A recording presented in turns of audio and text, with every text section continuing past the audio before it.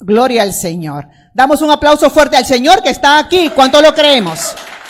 Ahí en Mateo 18 el Señor Jesús dijo, donde hayan 2 o 3 congregados en su nombre, Él dijo, yo estoy allí en medio de ellos. Dios les bendiga, mis amados hermanos, y a los que están con nosotros en estos instantes, conectándose a través de las redes sociales. Dios les bendiga mucho. Y bienvenidos a nuestro segundo servicio de escuela dominical de este 2024. Decimos amén, ¿verdad? ¿Estamos contentos? ¿Y qué decimos? Que este bendecido año, tal como está ahí, bendecido año 2024 sea mejor que el año que se fue. Y así va a ser por fe. Será mucho mejor en todos los aspectos. Sobre todo como cristianos tenemos ese pensamiento, vamos a ser bendecidos 2 o 3 veces más que el 2023 en el sentido espiritual, que es lo importante. Lo material es importante, pero ocupa un segundo lugar. Lo importante es lo espiritual, que conozcamos más al Señor, que crezcamos en fe, que veamos su gloria y su poder, aleluya, de una manera preciosa. Hemos estado 2 días de ayuno y oración aquí en el templo, el miércoles 10, ¿correcto? Y el jueves 11. Bien, yo el lunes tuve un pequeño accidente en la noche, un cumpleaños de un pastor que nos invitó con mucho amor. Y no faltan pues ahí los payasitos cristianos, que ese día nos hicieron hacer full ejercicio, ¿eh? Ese payasito, no recuerdo cuál es su nombre. Full actividad, 1 hora de full actividad. Y participé en uno de esos juegos, ¿no? Y el pastor ahí me decía, ¿qué? Pero yo igual participé contenta allí. Delante mío había una niña preciosa que me hizo recordar mucho a mi sobrina nieta Chanita por su cabello ondulado. Detrás de mí había una hermana delgada. Yo era la antepenúltima y detrás de ella había otra hermana. Pero la niña, yo pues como nos sacaron a la calle a correr por el parque y el payasito ahí con el pito y ese ruido a la matraca. Y ella era muy alegre, ¿no? Y la gente nos miraba a los vecinos. Y digo a los hermanos, uy, lo que he comido tanto panetón con mantequilla en estas fiestas, pues aquí me está haciendo bastante bien para quemar algo de grasa, de calorías. Y la niña escucha y voltea y me dice, no hermana, a mí me gusta mucho el panetón con mantequilla. Uy, le digo, estamos iguales, hijita, pero hay una gran diferencia. Bueno, y de ahí vino otra dinámica del payasito. Y era una cuerda, ¿no? Jalar la cuerda, los hombres, todos los varones que eran minoría a comparación de las damas, y aquí las mujeres, hasta las niñas participaban. Y ahí hubo el problema. En el segundo intento, el primer intento, los varones nos jalaron, ganaron una barra, todos brincaban, saltaban. Entonces el segundo intento, a ver si las mujeres ganan, porque éramos más mujeres. ¿Quién jalaba más? Entonces yo fui la antepenúltima, la hermana delgadita detrás, y así sucesivamente, hasta el final. En Juan, hermanos. Los caballeros, pues, jalaron la cuerda. Yo solté, porque jalaron con tanta fuerza, ¿no? Y yo solté. Pero la hermana que estaba detrás de mí y la última se aferraron y jalaban. Entonces, conforme ellos jalaban, la hermana se apegó tanto a mí y yo me hacía así y más se apegaba conforme los caballeros jalaban la cuerda, que yo sentí algo que sonó. Yo dije, uy, me rompí la costilla. Ellos ganaron, obviamente. Y ahí empezó el dolor. Un dolor como ustedes no se imaginan. Yo le dije al pastor, creo que se me ha roto. Yo ya me vino allí de emergencia, al seguro de emergencia. Me rompí la costilla porque escuché clarito que sonó. Amén. Entonces tomé una pastilla cuando regresé a la casa contra el dolor y la inflamación, pero el dolor seguía. No podía respirar a profundidad ni toser porque el dolor era.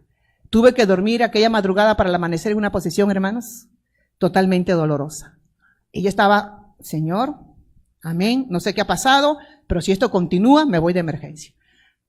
Esperé 8 horas de aquella pastilla, tomé desayuno, volví a tomar la pastilla, pero el dolor continuaba.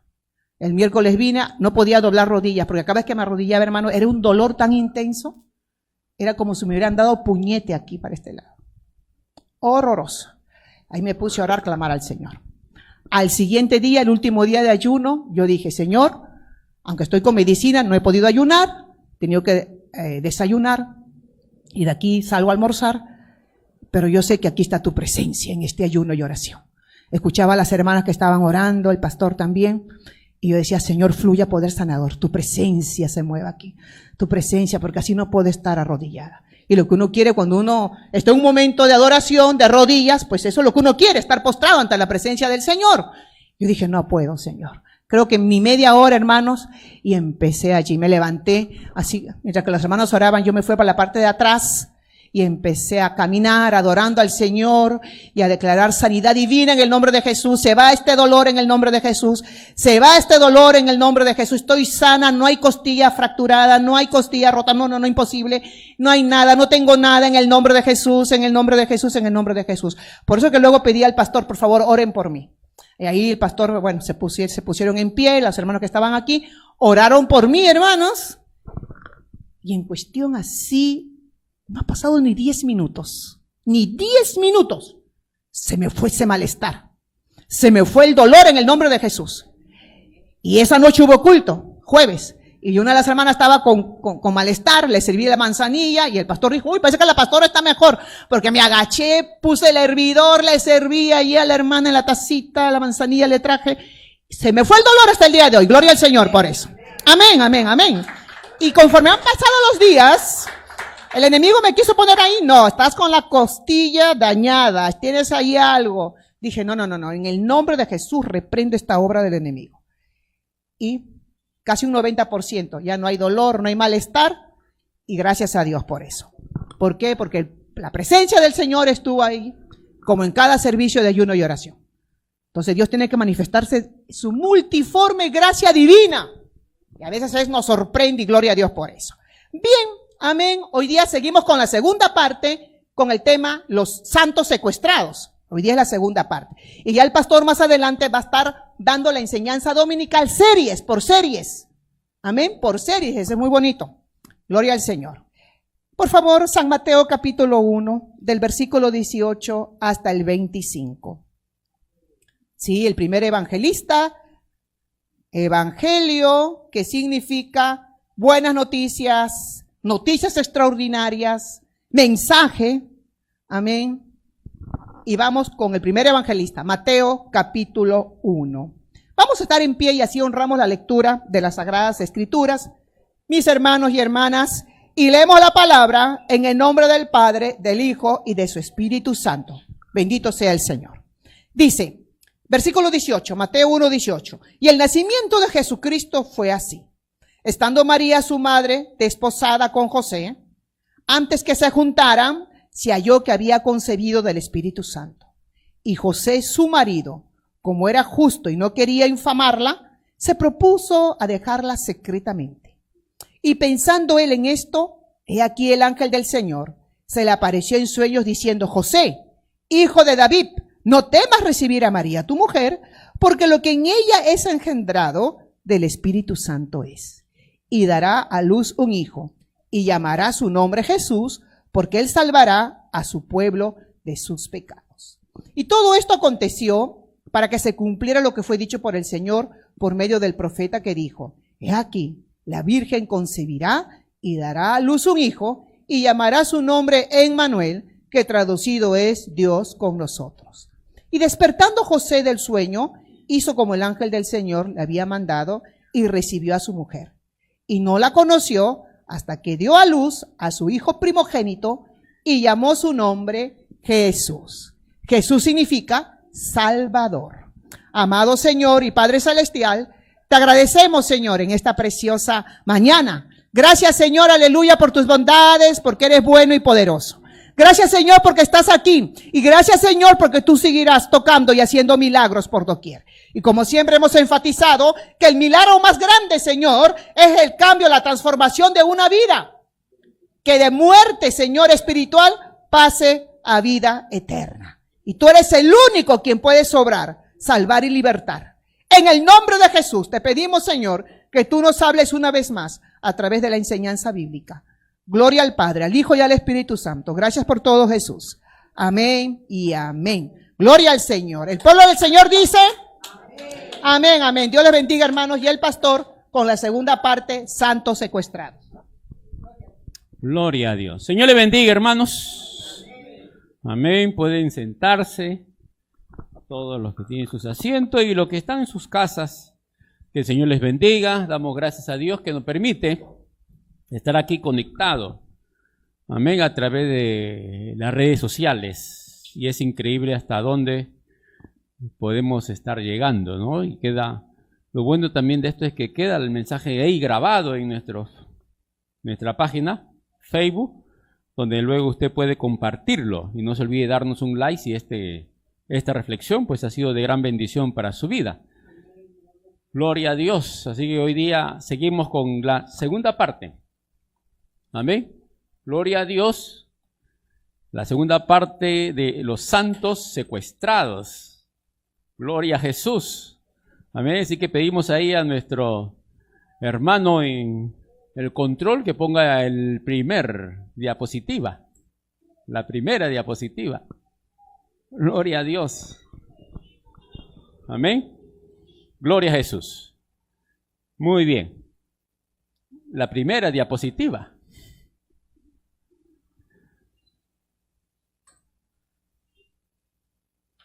Ahora sí. Gloria a Jesús. ¿Amén?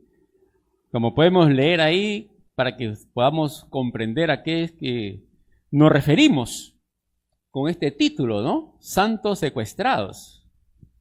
Es increíble cuando uno empieza a estudiar la palabra de Dios, al igual que la historia también.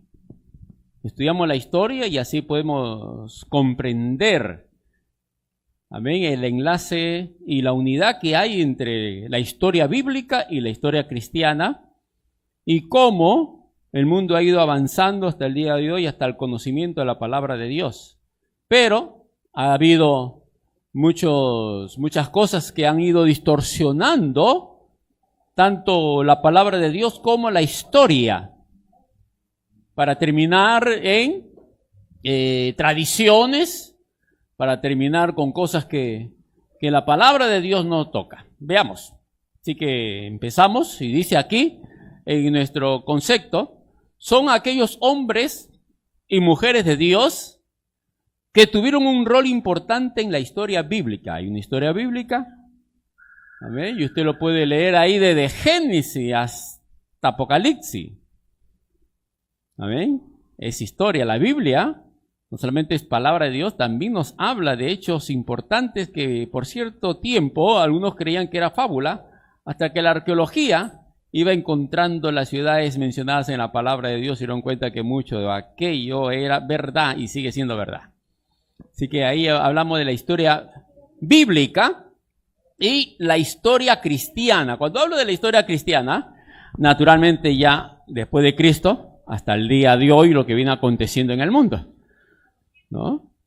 Unido a lo que la palabra de Dios viene haciendo en esta época. Dice, en la historia cristiana, a la iglesia tradicional, ¿sí? Porque hay una iglesia tradicional que ya todos lo conocen, se los atribuye como propios. Hay muchos santos que la iglesia cristiana tradicional, ya saben a quién me refiero, se lo atribuye como propios, y le rinde culto venerándolos y haciéndoles imagen para luego sacarlos en procesión y estableciéndoles días de celebración, distorsionando su historia y su legado espiritual.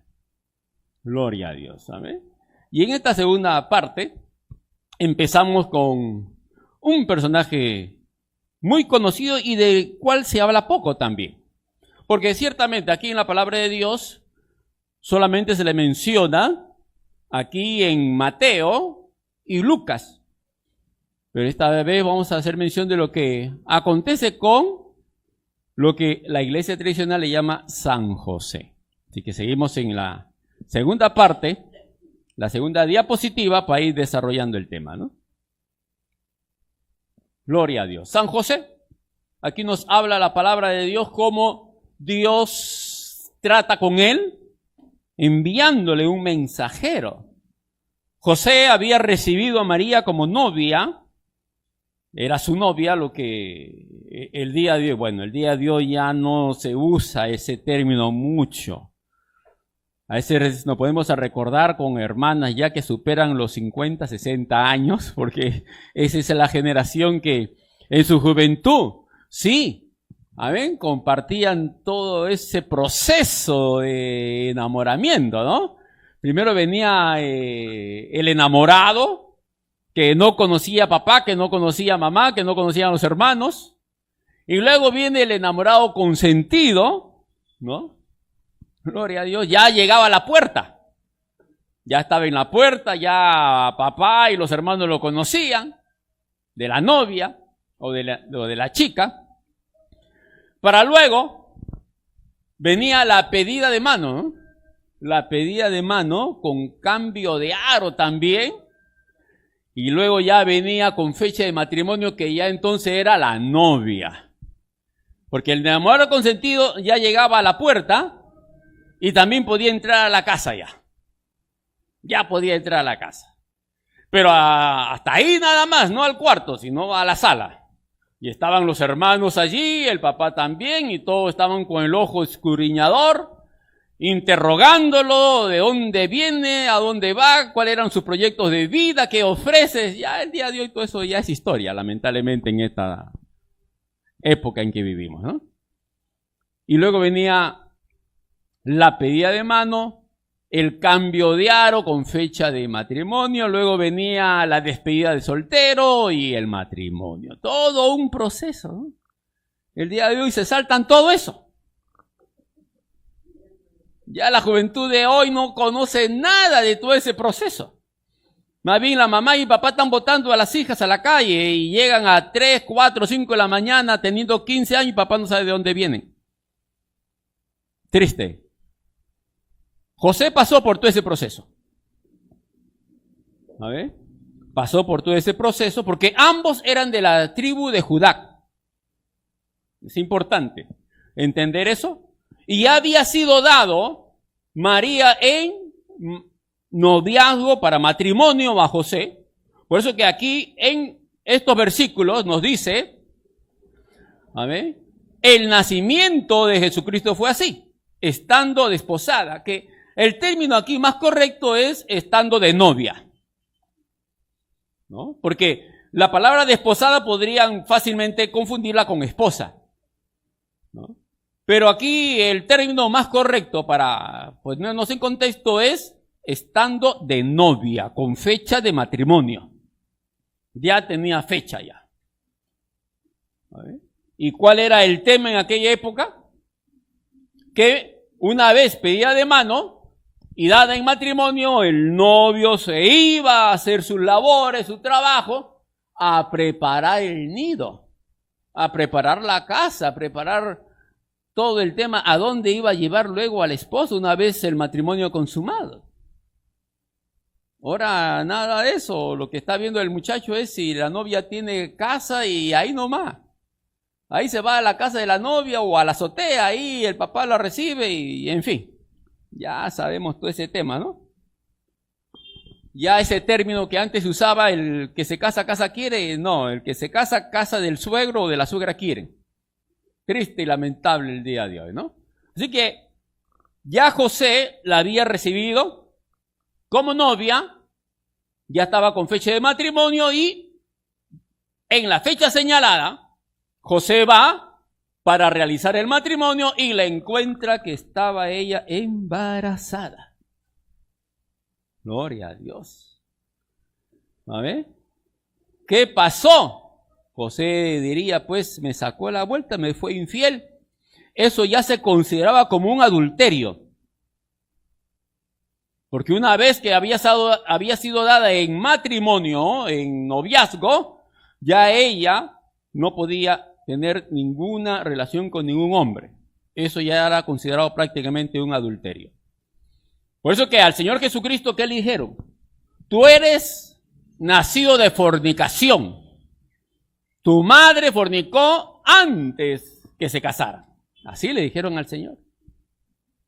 María, lógicamente, no podía hacer lo que mucha gente hace el día de hoy. Usted va por las calles, por las avenidas, y encuentra personas con letreros en su pecho, hablando acerca de su situación que tiene y que piden apoyo, piden ayuda económica, limosna. María no podía ponerse un letrero: soy virgen y el Espíritu Santo vino sobre mí y estoy embarazada para traer al Hijo de Dios al mundo. Ella tuvo que callarse, enmudecer, frente a todos los comentarios del barrio, los chismes y toda la habladuría que eso provocó al encontrarla ya embarazada antes de casarse. ¿Cómo María iba a decir, no, el Espíritu Santo vino sobre mí?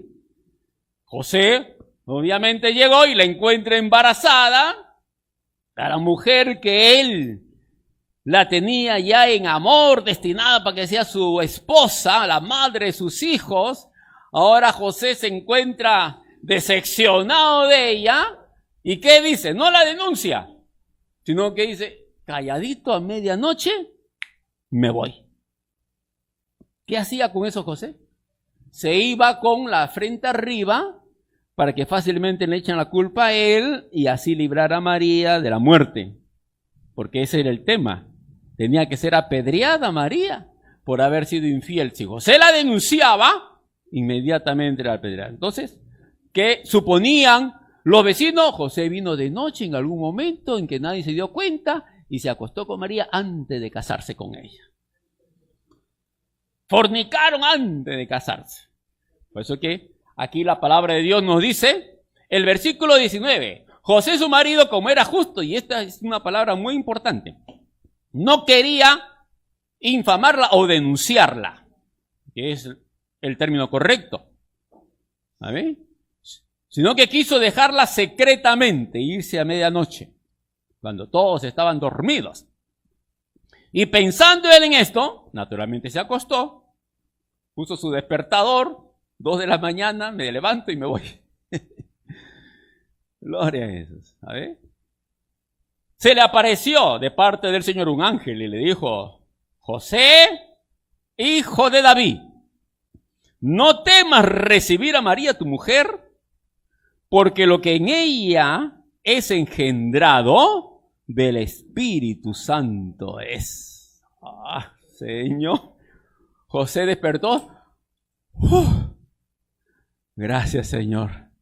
Y yo que pensaba que mi esposa me había sido, mi novia me había sido, que María, la dueña de mi corazón, me había sido infiel.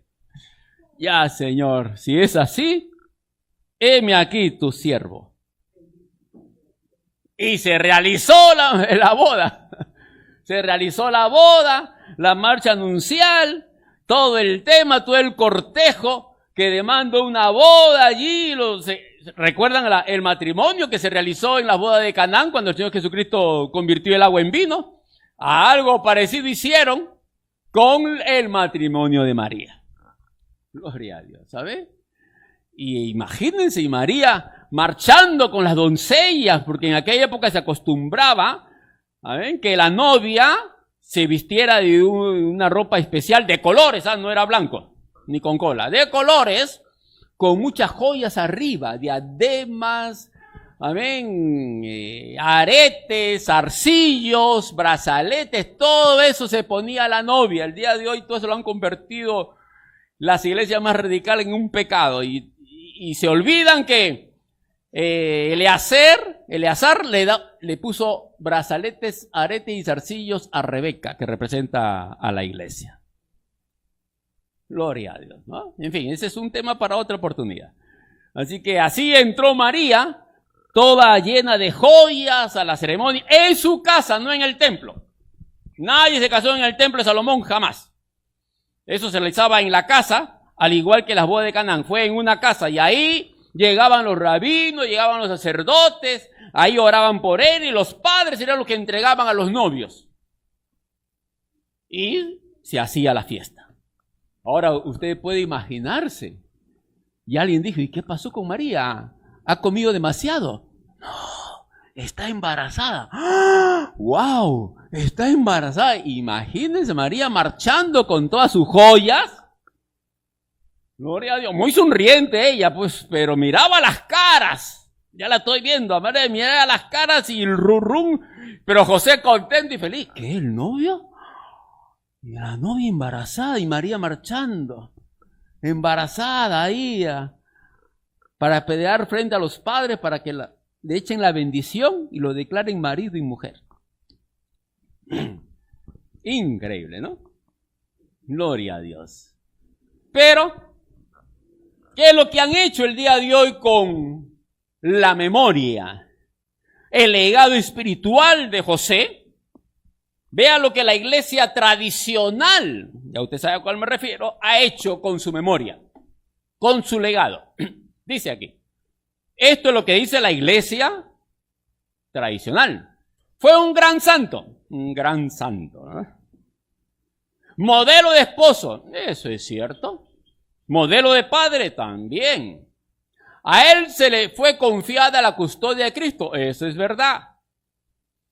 Y por eso la iglesia sigue recurriendo a él. Ahí viene el error, ¿no? La iglesia tradicional recurre no a Cristo, recurren a José, ¿no? A él en busca de protección y cuidado. Así que ahora es José quien cuida a la iglesia, no es Cristo. ¿Quién lo dice? Ya ustedes saben quién. La iglesia tradicional. San José, dice, es el protector de los trabajadores. A eso, los trabajadores, para que no hagan huelga. Los obreros. Y es el patrono de la iglesia universal. Miren cómo han distorsionado el legado espiritual de nuestro hermano José. José. Su conmemoración, su celebración es el 19 de marzo, cuando se le recuerda como custodio de la Sagrada Familia, al ser una figura bíblica que tuvo más cercanía con Jesús. ¿Que tuvo más cercanía con Jesús? Claro que sí. De pequeño lo cuidó, lo protegió. Ya usted puede leer ahí en el capítulo 2, cuando llegan los sabios del oriente con los regalos, que ya lo hemos tocado en estos días que ha pasado Navidad, ¿no? Que también para muchos se quiebran con todo ese tema de Navidad, no hay Navidad, en fin, ya lo hemos tocado. Entonces, ¿qué hace José? Por revelación del ángel igualmente, coge al niño y a su madre y a medianoche, ahora sí, a medianoche, no cuando estaba a punto de casarse, sino ahora ya, llegó el niño y ahora sí. ¿Te acuerdas, José, que antes de casarte querías escapar? Pues ahora sí llegó el momento de escapar. Pero con tu mujer y con el niño. Para entonces, ya los sabios habían traído dinero, oro, para que José pagara su estadía, su luna de miel y pasear en búngalo en el río Nilo, allá en Egipto, mirando las pirámides. Ya Dios le dice, aquí está tu premio, ve y conoce Egipto, pásate por las pirámides, haz tour allá, paseate en búngalo por el río Nilo y disfruta allí. Aquí está la bolsa de viaje. Cuando le dan a Dios por eso, hermanos. ¿Eh?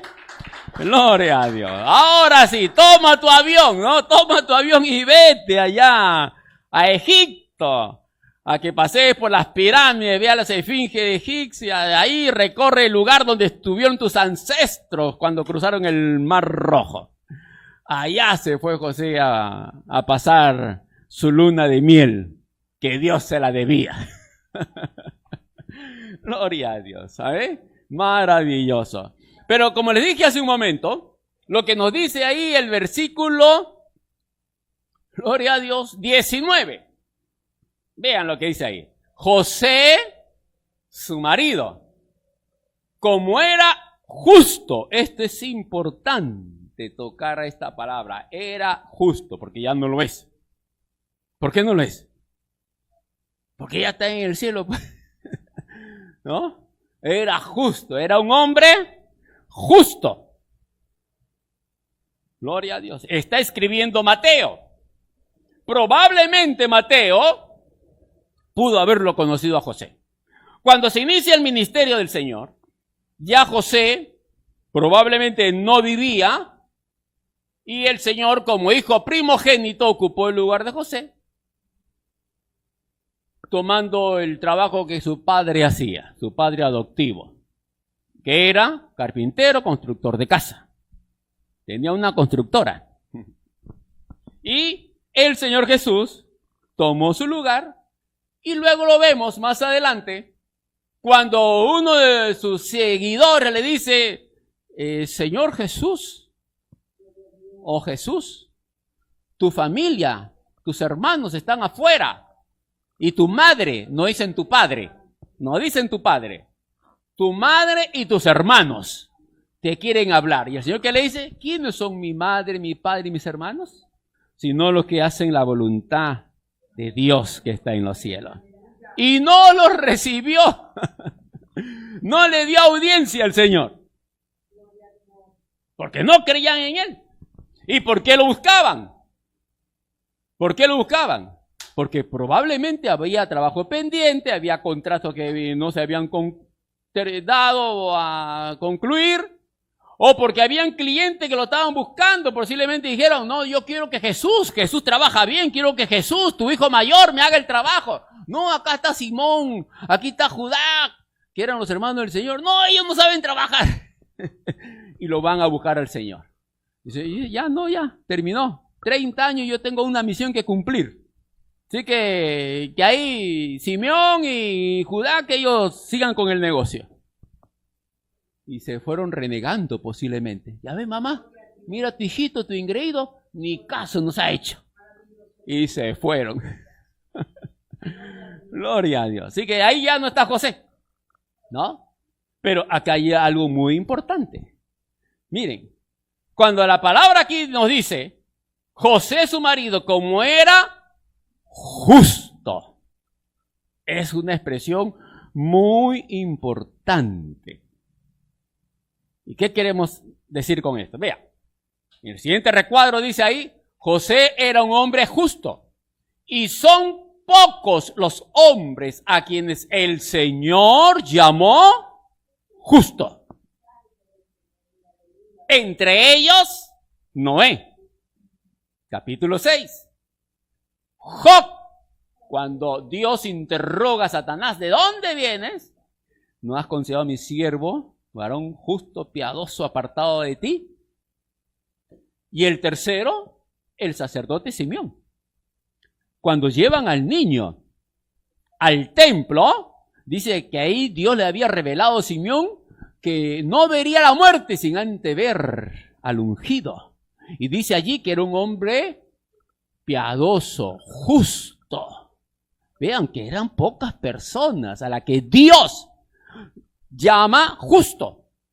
Luego usted puede seguir revisando la palabra y se va a encontrar con Pedro. Es Pedro quien llama a lo justo, pero ya no es un término que venga de parte de Dios. Aquí es Dios quien llama justo a Noé, a Job y a Simeón. Gloria a Dios. En ese grupo de hombres justos a quien Dios lo reconoce como tal, está José. Gloria a Dios, ¿no? Un hombre justo. Era un hombre temeroso de Dios. Un hombre apartado del mal. Un hombre que podía bien sufrir el agravio. Por allí, ¿cuántas veces le habrán dicho a José, cornudo, tu mujer te sacó la vuelta? Y José, calladito. Señor, habrá dicho José, no tengas en cuenta ese pecado, Señor. Hablan ignorantemente, no saben lo que hablan. ¿Cómo iba a decir José? ¿De qué manera José iba a decir? Mi mujer no me sacó la vuelta. Fue el Espíritu Santo. Y un ángel vino y me lo dijo. Ay, hermano. Si vamos a ver allí en la palabra de Dios en el capítulo 1 de Lucas, cuando el ángel se le presenta a Zacarías, el papá de Juan el Bautista, el propio Zacarías, siendo sacerdote, se conmovió cuando un ángel se le presentó. Imagínense. Ahora, José se le presenta un ángel. Y diría, ¿qué? ¿Un ángel te habló? ¿Qué te has fumado? Diría alguien el día de hoy, ¿no? ¿Qué has bebido? ¿Qué borrachera te has pegado? Para alucinar. ¿Qué hizo José? Calladito. Gloria a ti, Señor. Gracias, Padre, porque mi nombre va a quedar registrado en la historia. Tú me has escogido, Señor, para ser el custodio de tu hijo. Y de ahí desaparece José de la historia bíblica. Ya no lo vemos más. ¿Qué? ¿Se acabó? No, no se acabó. Aquí está el ejemplo que José nos da. ¿Qué ha hecho la iglesia tradicional? Lo ha distorsionado. Bien claro nos dice la palabra que allá en el cielo, y el primer credo, el credo niceno, 325 después del Señor, ¿qué dice? Gloria a Dios. Subió al cielo y se sentó a la diestra del Padre. Y ahí ha de venir. O sea, que Él fue y se sentó conforme a las Escrituras. Uno es el que intercede, dice los apóstoles. Uno es el que intercede por los hombres. Es nuestro Señor Jesucristo. Porque los muertos no interceden. José está muerto. No importa cuántas imágenes le saquen afuera diciéndole que esa es su cara. No es su cara. Gloria a Dios. No es su cara. Eso es falso. ¿Y qué dice la iglesia? Que Él es el que intercede. Él es el protector, el que cuida. ¿A quién cuida José? Él está en el cielo adorando y alabando a Dios. Miren cómo han distorsionado su imagen para luego sacarlo a la calle y engañar a la gente y hacer, esta es la imagen de San José. Iglesia, la iglesia de San José, el parque de San José, la avenida San José, urbanización San José. Gloria a Dios. Y ahí la gente, en esas mismas calles, en esos mismos colegios con ese nombre, la gruta de San José. Ahí, San José es nuestro patrón, y ahí enseñan a los niños a ponerle velas, flores, las kermeses, a sacarlo en procesión por las calles, los niños llevando con tanto sol, tocando ahí sus trompetas, tocándole a una imagen, engañando a la gente, en vez de coger la palabra y hacer ver por qué Dios escogió a José. Todo su legado espiritual, de ejemplo, que Él es para nosotros, distorsionado, roto, engañando a la multitud y a los niños. Lo han secuestrado nuestro hermano José. Está secuestrado. Gloria a Dios. Y ahora, seguimos con el segundo secuestrado.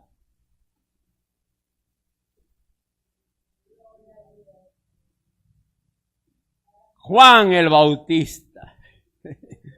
¿Quién fue Juan el Bautista? Ya ustedes lo conocen, ahí lo tiene usted en Mateo capítulo 3. Pueden ustedes revisar ahí sus Biblias, porque hay que ir a las Biblias, Sagradas Escrituras, dice, ¿no? Del versículo 1 al versículo 8. Lo encontramos a Juan el Bautista predicando y llamando a la multitud al arrepentimiento. Y él mismo lo dice, yo soy el enviado para preparar el camino del Señor. Voz que clama en el desierto y prepare el camino del Señor y endereza sus sendas. Ahí usted tiene el mensaje de Juan el Bautista, prácticamente hasta el versículo 12. Y luego su gran labor, el gran labor o la gran misión que él tenía que cumplir, que parece que no se lo habían dicho. No le fue revelado por el Espíritu lo que él iba a hacer. Sabía muy bien que tenía que preparar el camino. ¿Y de qué manera? Predicando y llamando a la gente al arrepentimiento. Y luego lo ve al Señor. Y que dice, he aquí el Cordero de Dios que quita el pecado del mundo. O sea, él llama a la gente al arrepentimiento, pero él no es el que iba a perdonar. Ve a Jesús y dice, él es el que perdona. ¿Y quién es el que perdona? Dios. O sea, ¿qué está diciendo Juan? Él es Dios. Hasta ahí todo va bien. Juan está cumpliendo su misión. Pero luego el Cordero de Dios le dice, Juan, ven y bautiza. ¿Cómo yo te voy a bautizar, Señor? No soy digno, dice Juan, ni desatarte la correa de tus zapatos. Y yo, eso no le había dicho el Espíritu. Se lo dice el Señor directamente. Juan, ven, bautízame. No, Señor, ¿cómo te voy a bautizar yo? No, sí, bautízame. Buen Señor, tú me lo pides. Pero yo soy el que tiene que ser bautizado por ti. Tú vienes a mí. Y ya entonces Juan lo bautiza. Gloria a Dios, ¿no? Y ya sabemos más adelante, Juan termina encarcelado y termina decapitado. Los seguidores de Juan lo comienzan a abandonar. Vea, ¿qué dice el Señor? Que como Juan no se iba a levantar un hombre nunca más. Ni antes ni después. Después de Juan no hay otro como él. No hay. No lo va a haber. Él es el único que vino al mundo con un propósito definido. Bautizar al Señor Jesús. Su temperamento, su carácter, su mensaje iban de acuerdo a su personalidad y a la función que tenía que cumplir. Llamar a la gente al arrepentimiento. Dejar la borrachera, las drogas, el vicio, la corrupción, el pecado, la inmoralidad. Todo eso. ¿Pero qué hace la iglesia tradicional? Crean la fiesta de San Juan. ¿Y qué hay en la fiesta de San Juan? Borrachera. Vaya a ver a la selva todo lo que sucede en la fiesta de San Juan. ¿Eh? A comer los Juanes con borrachera, con trago, con cerveza. Y en la misa de la fiesta de San Juan, ahí está el cura bendiciendo las chelas. Bendiciendo el pecado, la corrupción, y sacan la imagen para procesión y luego la borrachera que se dan, hermano. Y el cura mudo y no da el mensaje que dio Juan. Pues si van a celebrar a Juan, pues replique, señor cura, el mensaje que él dio. Eso no lo hace. Pues si llaman a la gente al arrepentimiento, pues le malogra la fiesta a todos los borrachos. Gloria a Dios. ¿No? Entonces, ¿qué pasa en la fiesta de San Juan? Ahí nos dice el siguiente recuadro, ¿no? También llamada víspera de San Juan o noche de San Juan. Ya usted sabe lo que sucede en la noche. En la víspera de la celebración previa a las festividades cristianas del nacimiento de Juan. Mire, dice que están recordando el nacimiento de Juan el Bautista. ¿Qué haces recordando el nacimiento de tu padre fallecido si no obedeces a las instrucciones que él te dio cuando vivía? ¿De qué te vale llevarle flores a tu madre, a tu padre sepultados si cuando estaba vivo no obedecía lo que él te mandaba? Porque hay algunos que se llenan la boca diciendo, yo recuerdo, mi padre era así, mi madre era así, lo recuerdan. Pero cuando vivían, ni caso le hacían. ¿De qué le vale a los católicos recordar a San Juan en la fiesta de San Juan si van a pegarse borracheras, drogas, vicios, corrupción e inmoralidad? Y de que empezó la celebración de la fiesta de San Juan, en el mundo pagano, previo al cristianismo, vea lo que dice aquí, algunos vinculan la festividad o alguna de sus celebraciones a ritos de origen pagano, previos o ajenos al cristianismo. Vago recuerdo, miren, vago recuerdo aún de sacrificios humanos. En países europeos y del Mediterráneo, la realización de hogueras suelen ser un elemento habitual. Así que en el campo, en la playa, ¿qué es lo que hacen? Hogueras. ¿Acaso no vemos lo mismo en Semana Santa? Mucha gente está esperando Semana Santa, largo fin de semana, para la tranca. ¿A dónde se van? A las playas, a hacer hogueras, a emborracharse, a drogarse, recordando Semana Santa. Igualito. Y la Iglesia Católica, muda. No dice nada. Y luego lo sacan en procesión. Y el cura sabe que todo lo de la hermandad se van a pegar una borrachera una vez que guarden en el hangar a su santo. Pero ¿qué es lo que dijo Juan? ¿Qué es lo que dijo tu padre? ¿Qué es lo que dijo tu madre que tanto la recuerdas? Arrepentíos y deja el pecado, deja la corrupción, deja la inmoralidad. Ese fue el mensaje de Juan. Así que si vamos a recordar a Juan, tenemos que recordar lo que él dijo cuando vivía. ¿Qué ha hecho la iglesia tradicional? Distorsionar su memoria, su legado espiritual. Gloria a Dios. Un santo más secuestrado. Y ahora vamos a tocar al tercero. Ya en la época del cristianismo, previo a la evangelización de Europa y de Roma, tenemos a uno de los más conocidos que, vayan cómo lo han distorsionado totalmente. Y le he puesto ahí, no quería ponerlo, pero le puse para ponerlo más en contexto y que todos sepan a quién me refiero. San Valentín. Que yo he escuchado a pastores hablar mal de San Valentín por no estudiar de su ignorancia, sin saber quién era Valentín y qué es lo que él hizo. Gloria a Dios. ¿Amén? Y ya estamos hablando del año 270. Es otro santo secuestrado, que lo han distorsionado totalmente, porque cuando en las empresas, en los negocios, en las calles, están esperando el 14 de febrero, algunos para sacarle la vuelta a su mujer, otros para fornicar con la amiga, ¿no? Con quien tiene la amiga con consentimiento, ¿no? Gloria a Dios. Y fornicar por la libre. Y los hoteles y los hostales están esperando el San Valentín porque ese día va a haber más ingresos. Y alquilan las habitaciones por hora. ¿Pero quién fue San Valentín? Bien, para ponerlo en contexto, vamos a hablar de Marco Aurelio Claudio, más conocido en la historia romana como Claudio el Gótico. Fue un emperador romano que gobernó del año 268 al 270. Gloria a Dios. ¿Ya? El cristianismo está bajo persecución. Hay persecución. Están quemando a los cristianos en la hoguera.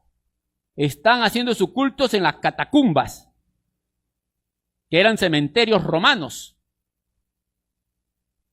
Están muriendo en el Coliseo romano, tragados por los leones y matados por los gladiadores. ¿Qué hizo el emperador Claudio II? Prohibió que se realizaran matrimonios entre los jóvenes, ya que consideraba que los solteros, sin esposas e hijos, eran mejores soldados. Pues al no tener obligaciones de mantener esposa e hijos, ni novia, que lo esperaran, entonces podían ir a la batalla más suelto y dispuesto a morir. Lógicamente diferente a aquel que tenía esposa, no, mis hijos me están esperando, así que no voy a levantar mi cabeza, no hace que me caiga una flecha, ¿no?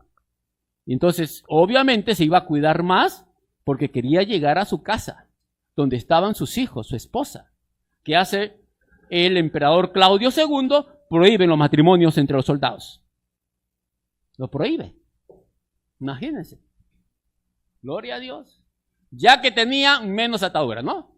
Pero un médico romano, ojo, miren, médico romano de nombre Valentín. ¿Qué hizo? Se hizo cristiano. Y al no estar de acuerdo con dicha ley, empezó a celebrar matrimonios en secreto entre los jóvenes enamorados y soldados.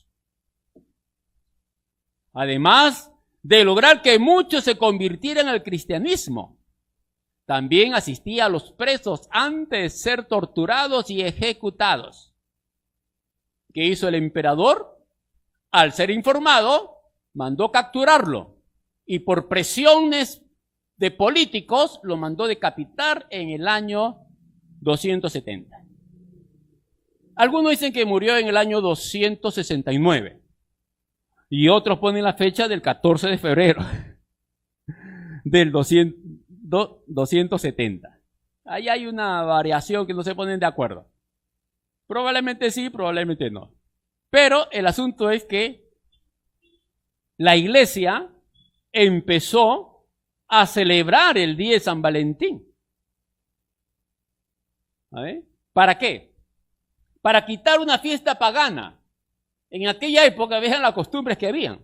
Las mujeres que no salían embarazadas eran azotadas en un ritual pagano con cuerdas hechas de perro y ensangrentadas con la sangre de aquellos sacrificios que hacían.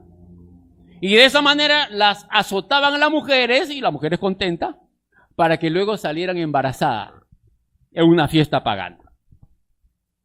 La iglesia cristiana, ya alrededor del año 400 en adelante, ¿no?, empezó a establecer el día de San Valentín en esa misma fecha, para ir sacando de todo el Imperio Romano esa fiesta pagana, y lo lograron. Lo lograron. Y está bien por eso. Pero el día de hoy, cuando se habla de San Valentín, toda la gente está pensando en fornicar sin saber quién era Valentín, ni lo que él hizo como hombre de Dios. Porque también hizo milagros. Era un hombre que predicaba la palabra de Dios. ¿Y por qué lo he puesto en esta lista de santos secuestrados?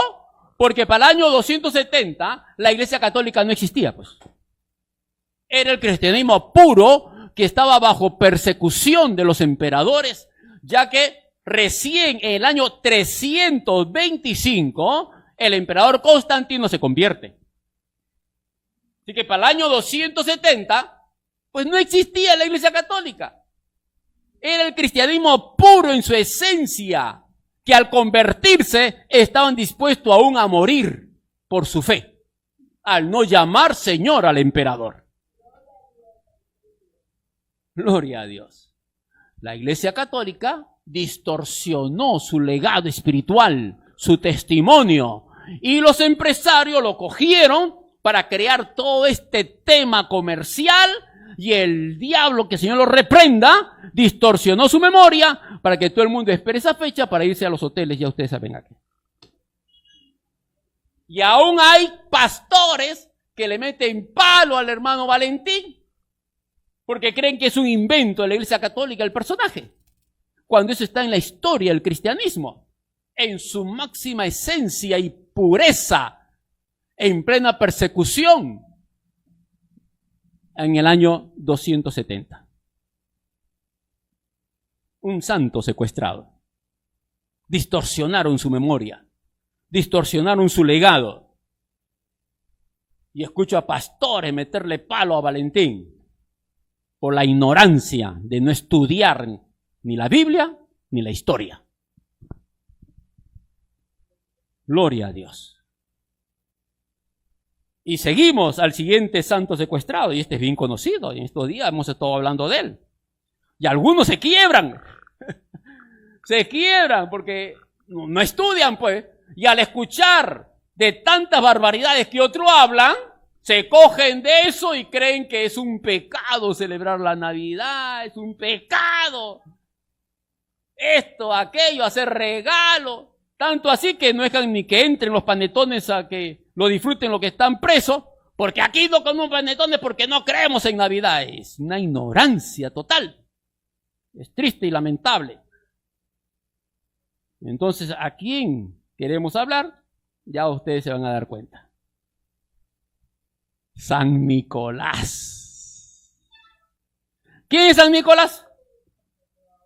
Santa Claus. También creen que es un invento del comercio. Creen que es un invento de la gente que hace regalos, de los empresarios. No. Es un personaje real que existió. Que lamentablemente también lo han secuestrado. No solamente la iglesia tradicional, sino también los empresarios. Gloria a Dios. ¿Quién fue San Nicolás? ¿Y por qué está secuestrado? Porque ahí ustedes lo pueden ver. Fue un personaje real que su nombre fue Nicolás de Bari. Y ahí he puesto la fecha que sí figura, porque figura en la historia del cristianismo, ¿ah? Y vean la fecha, del 15 de marzo del 270. La Iglesia Católica no existe. Al 6 de diciembre del 343. Al final de las persecuciones del cristianismo. También conocido como San Nicolás de Mira o San Nicolás de Bari. Fue un obispo que vivió en el siglo IV. Gloria a Dios. También se le conoce como Nicolás el Maravilloso. ¿Qué dice la iglesia tradicional? Porque cuando se habla en este mundo occidental, ¿no?, de San Nicolás, están pensando en regalo y Papá Noel y de los renos que vienen del Polo Norte. Eso ya lo crearon ya por los años 20, 30 en los Estados Unidos y eso se recorrió el mundo entero, esa imagen distorsionada que viene volando y un reno. Y obviamente, lamentablemente, la iglesia no corrige eso. La iglesia tradicional. Aquí sí lo estamos corrigiendo. ¿Pero qué dice la iglesia tradicional? Lo convirtió en patrón de marineros. Miren, de comerciantes. Ahí están los comerciantes. De arqueros. Arqueros, porque en aquella época, no arqueros que tapan futbolito, ¿no?, en el barrio del fútbol. No. Arqueros que lanzaban flechas. De ladrones arrepentidos, no como Sarita Colonia, que es santo de ladrones no arrepentidos. De niños, de cerveceros. Por eso que la Iglesia Católica no predica contra la cerveza. De prestamistas, solteros, estudiantes y de toda Europa. Su reputación evolucionó entre los piadosos, como era habitual en los primeros santos cristianos. Y su hábito de hacer regalos en secreto dio origen al modelo tradicional de Santa Claus. Sí, hacía regalos en secreto. ¿Por qué? Porque era descendiente de una familia cristiana rica, sus padres fueron ricos. Los primeros relatos de su vida se escribieron siglos después de su muerte. Ya ahí comienzan a distorsionarlo. Se dice que nació en el puerto griego de Patara, Licia, en Asia Menor. Sus padres, cristianos ricos. Se dice que rescató, vean esto, rescató a 3 niñas de ser obligada a prostituirse, dejando caer un saco de monedas de oro por la ventana durante 3 noches, para que sus padres pudieran pagar una dote por cada una de ellas. Otra historia temprana cuenta que calmó una tempestad. Por eso que la Iglesia Católica lo convirtió en patrón de los marineros. ¿Saben? Salvó a 3 soldados inocentes de una injusta ejecución. Fue nombrado obispo de Mira. Más tarde fue encarcelado durante la persecución de Diocleciano, pero fue liberado tras el ascenso de Constantino. En una lista antigua lo citan como uno de los asistentes al primer concilio de Nicea en el año 325. La Iglesia Católica no existía. ¿Amén? Entonces, sí, fue un hombre rico, sí. Hacía regalos en oculto, sí. Hizo milagros, sí. Y predicaba el evangelio puro y sano, sin idolatría ni nada de esas cosas. Fue un obispo. Entonces, el día de hoy, pues el comercio lo ha convertido en ese personaje que solamente viene en diciembre. Y algunos se rajan la vestidura y dicen, no existió, eso es mentira, eso es fábula. No, sí existió. Lo que han hecho es distorsionar su memoria, su recuerdo. Y lo que él hizo para no hablar con sensatez y criterio de quién realmente fue Santa Claus. Que luego el comercio lo convirtió en Papá Noel. Personaje real. Gloria a Dios. ¿Amén? Obviamente, hay que decirle a los chicos pues que él no viene en diciembre, él está ahí en la presencia de Dios adorando a Dios para siempre. ¿Amén? Gloria a Dios. Y que el regalo que se le da, se lo da a su padre, quien hace el ahorro para hacerle los regalos. Pero no rajarnos la vestidura que no, es una fábula, un cuento, no existió. Sí existió. Lo que han hecho es distorsionarlo. Gloria a Dios. ¿Quiénes? La gente que quiere vender algo, pues. ¿Sabes? Gloria a Dios. Y entonces, ¿qué hacemos? ¿Hacemos regalo? Puedes regalar en Navidad, puedes regalar en 28 de julio, puedes regalar en Semana Santa, puedes regalar el día que tú quieras hacer regalos. Y en Navidad, bien también, porque al final todos los niños de la calle están esperando algo y por arrancarle una sonrisa, pues les regalo. No tengo que vestirme de Papá Noel porque ya eso del traje rojo y reno ya es algo que lo han creado la leyenda urbana y toda esa situación, pero sí fue un personaje real que está en la historia del cristianismo. Gloria a Dios. Amén. Entonces cuando ven la bota roja, ven en la iglesia las grinaldas haciendo ver de la fiesta de Navidad, algunos se quiebran y dicen, ese es pagano. No, Papá Noel existió y la Navidad también porque recordamos el nacimiento de Jesús. Y si hacemos regalo, no lo hacemos por recordar a Papá Noel o a Santa Claus, sino recordar al Señor Jesús y recordar a los sabios que trajeron regalos para el niño Jesús que su padre utilizó para pagar su luna de miel a Egipto. Gloria a Dios. Amén. Y los niños son felices, pues, y hacemos felices a los niños dándole un regalito. Pues si no hay nada más hermoso que arrancarle una sonrisa a un niño que quizás no tiene papá, no tiene mamá, la abuela lo cría, y que le llegue un regalo, pues ya sea Papá Noel, Santa Claus, no importa quién se lo traiga. El tema es que ese niño va a ser feliz en ese momento y no hay nada más hermoso que hacer feliz a un niño. ¿Cuántos lo creen así, hermanos? Aleluya, gloria a Dios.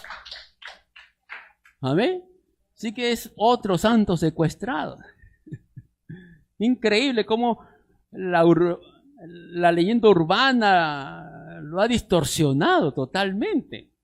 Hermanos, pastores, estudien no solamente la palabra, sino también la historia del cristianismo. Gloria a Dios.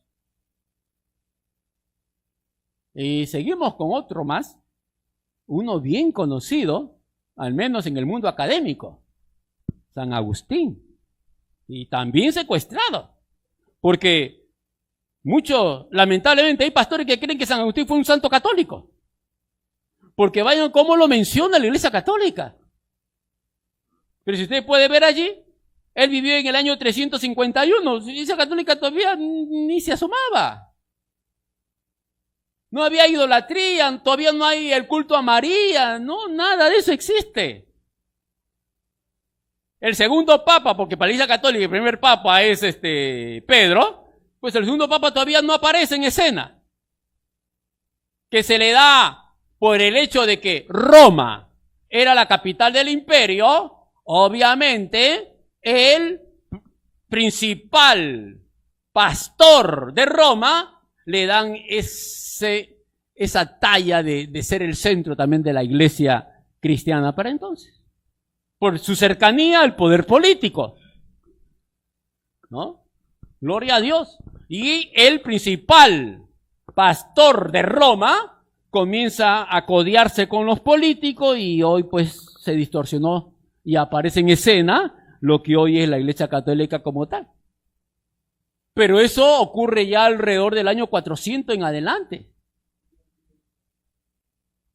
Pero en el año 350, 51, cuando entra en escena San Agustín, que vaya, ahí está la orden de los agustinianos, el convento de San Agustín, los padres agustinianos y en fin, y toda una serie de nombres que cogen de Agustín.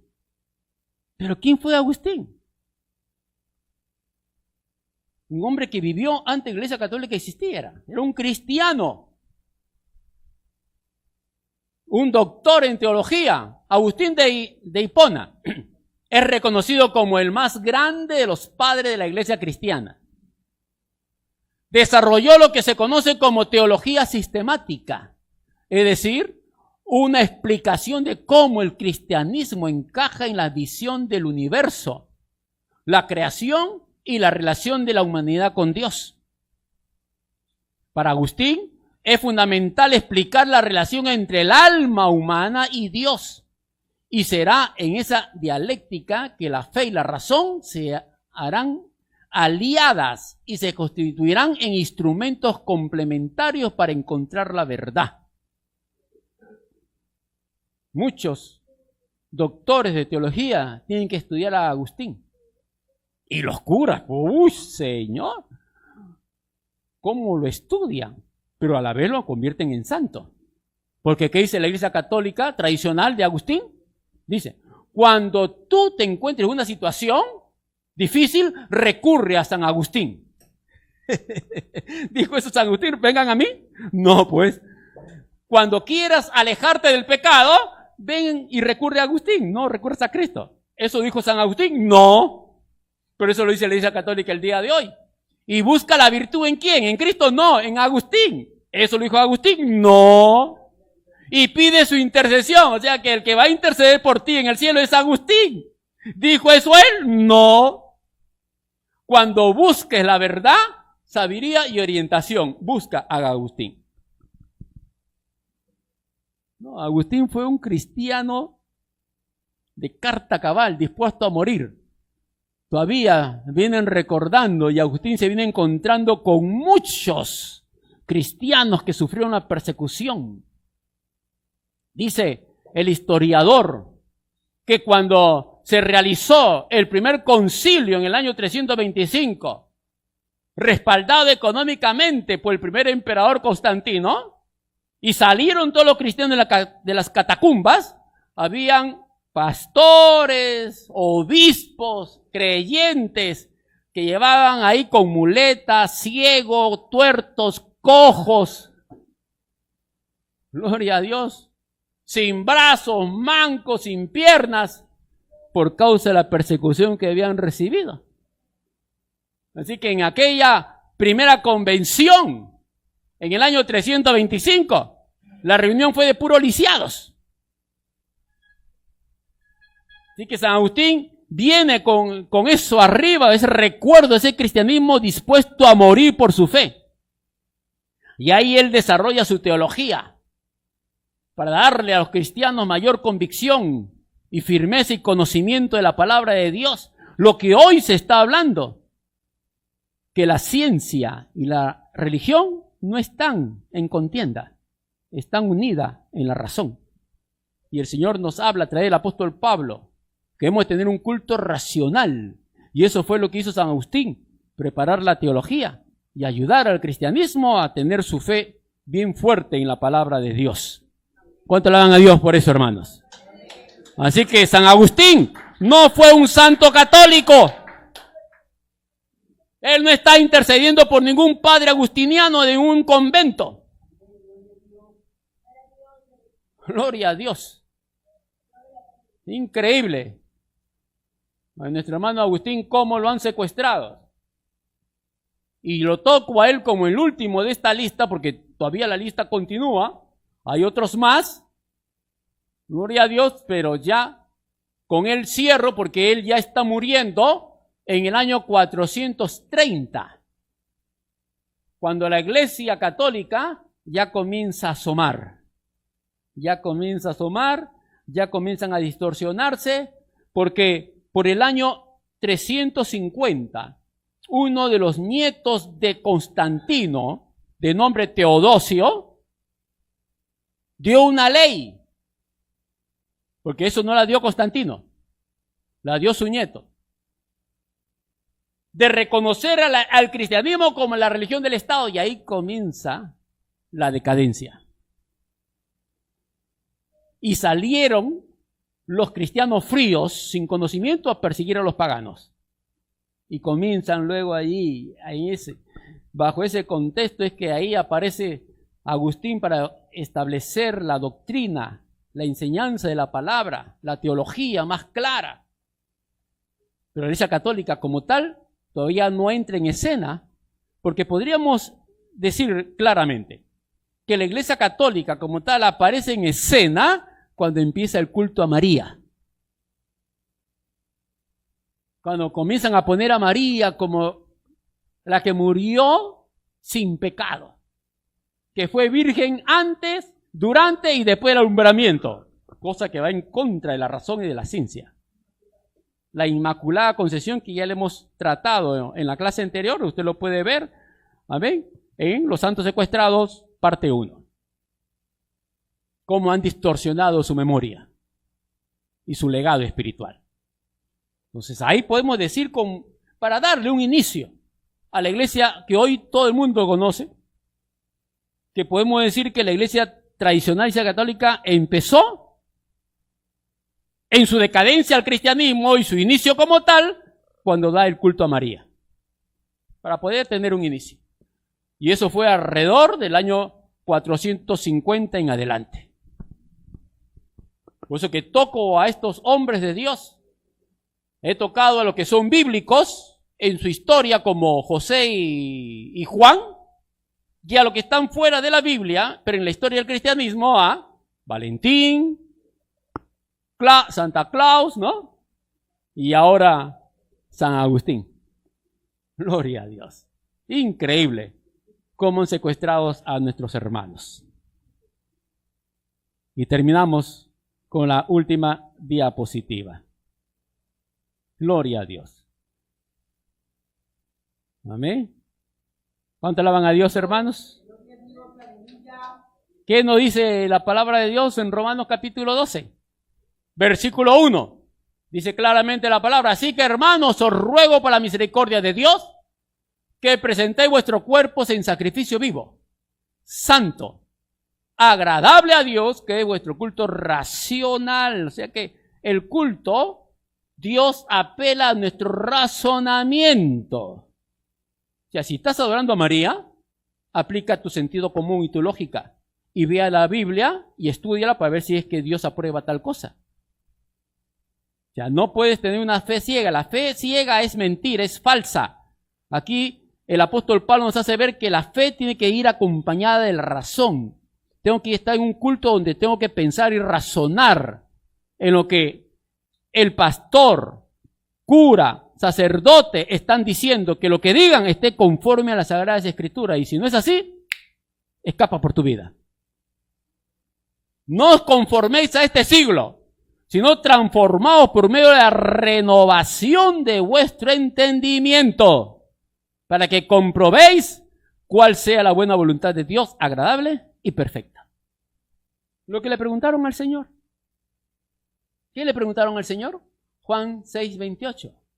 Entonces le dijeron: ¿qué hemos de hacer para poner en práctica la obra de Dios o la voluntad de Dios?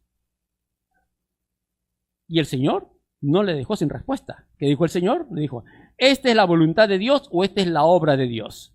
Que creáis en el que Él ha enviado. ¿Crees? Creer no significa solamente creer porque existe. No. Aquí la palabra tiene que ver con creer en hacer su voluntad. Dejar el pecado, lo que decía Juan el Bautista. Gloria a Dios. Arrepentíos y apártese de su pecado.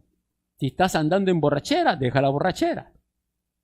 Si estás cargando una imagen porque eres parte de una hermandad, para luego terminar, porque vayan cómo salen los de la hermandad, ¿no? Cuando salen a encontrarse con el escuadrón o la hermandad, en fin.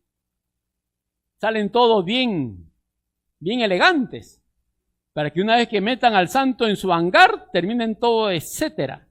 O sea, analiza, mi estimado amigo y hermano, qué razón tiene la borrachera con la imagen que estás cargando, y fíjate de a quién dice que representa y qué es lo que ese hombre hizo en vida, y te vas a encontrar con una gran sorpresa.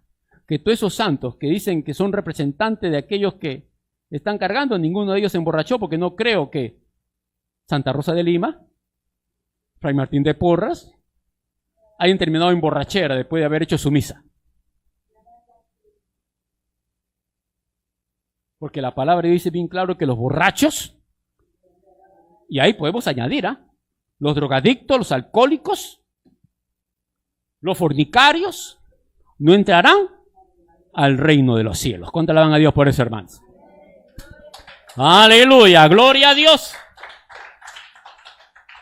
Amén. Y así que ni Santa Rosa de Lima, ni Fray Martín de Porra va a aprobar que los que pertenecen a la hermandad estén emborrachándose. Porque si ellos han sido salvos, están en el cielo, pues tú que eres de la hermandad vas a terminar en el infierno. El hábito no te va a salvar si no te arrepientes de tus pecados. Abre tu corazón a Dios, apártate de la inmoralidad, deja ya la corrupción, deja ya el orgullo, deja ya el pecado, porque el que tú adores a esos santos no te lleva a ningún lugar, te lleva al infierno. A quien tienes que adorar es al Padre, al Hijo y al Espíritu Santo, y venir a Jesucristo y arrepentirte de todos tus pecados, sin lo cual nadie va a Dios, porque sin santidad nadie verá al Señor. Gloria a Dios. Amén. Así que damos gracias a Dios, esperando que este tema te haya traído entendimiento, luz, para que comprendas que la idolatría no es de Dios. Solo adora a Jesucristo. Oramos. Amantísimo Padre Celestial, te damos gracias, Señor, por tu palabra. Y te pedimos, oh Dios, en este día, Señor, que esta enseñanza pueda traer luz, entendimiento, Señor, a todos aquellos que viven en la ceguera espiritual, envuelto en el pecado y la corrupción. Si la palabra de Dios, mi estimado hermano y amigo, ha llegado a tu vida, pues dile, Señor, ten misericordia de mí. Perdóname, Señor, todos mis pecados y límpiame de toda maldad. Lávame con tu sangre que derramaste en la cruz del Calvario. Señor Jesús, no quiero perderme en el pecado.